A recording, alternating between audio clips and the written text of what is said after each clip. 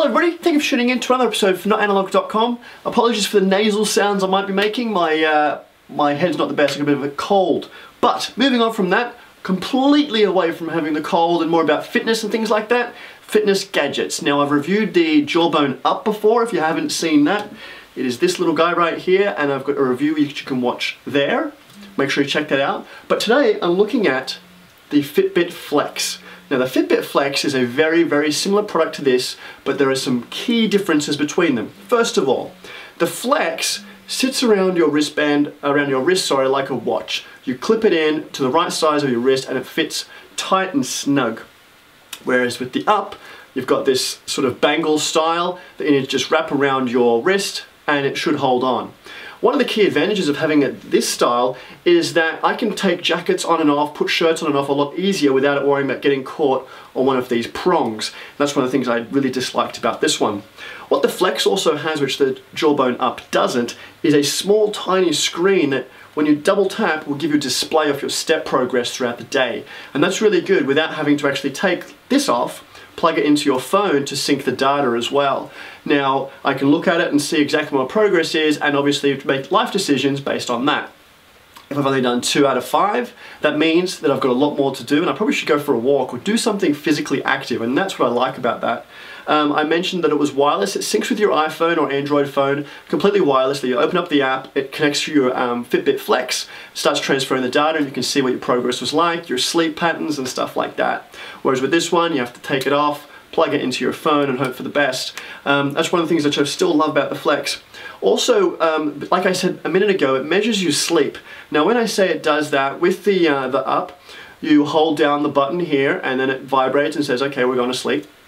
Whereas with this one, you just tap, but it's tapping multiple times. It literally says in the thing, multiple times. So you just keep tapping it and eventually it vibrates and it says, okay, you're asleep. And when you wake up, just repeatedly tap and it says, okay, we're awake. When you're going to sleep, that's not something you want to do. You don't want to violently tap on a gadget just before sleeping, and when you wake up, it's something that you usually forget. And that's something about this as well, is when I wear this to bed, I tend to forget about it. Whereas with this one, you always knew it was there because it was always grabbing onto things. So in terms of recording your sleep, this one was easier because I enjoyed just pushing the button gently as I went to sleep and it would start to record that. And that's really nice. Battery life on this little guy is around 5 days, and charging, you put in a little charging dock sort of cable which plugs into a USB port, whereas this one I got about 10 days, so it's a little bit better on battery life. Almost, it is double, I guess, isn't it? And same thing with charging, you plug it into a proprietary USB cable which goes in and charges. Simple stuff. Now, what else can I tell you about this? It does hold on better. The actual application, so when you look at the Jawbone Up application and the FitBit Flex application on your iPhone or Android phone, the Up one is nice, so it does have a bit more detail and kind of is easy to navigate around. They both work with MyFitnessPal and Runkeeper and things like that to synchronize if you go for jogging, record exercise and stuff like that, which is fantastic. Speaking of recording your exercise, with the Up, you're able to double tap and it starts recording physical activity as a separate sort of log. Whereas with this one, there's no way of doing that. It does detect when you're more physically active than not and highlights that, but I quite enjoy that before I go for a run, I can double tap on this and know that I can actually see how many steps I took during that run. This one, not so. Now, what else can I tell you about this? The useful lights, yes, it doesn't exist on here. I appreciate that one. That's probably going to be it. Would I buy one or the other? Yes, I would highlight the Flex over the two. That is my preference. It also does silent alarm, which the Up does.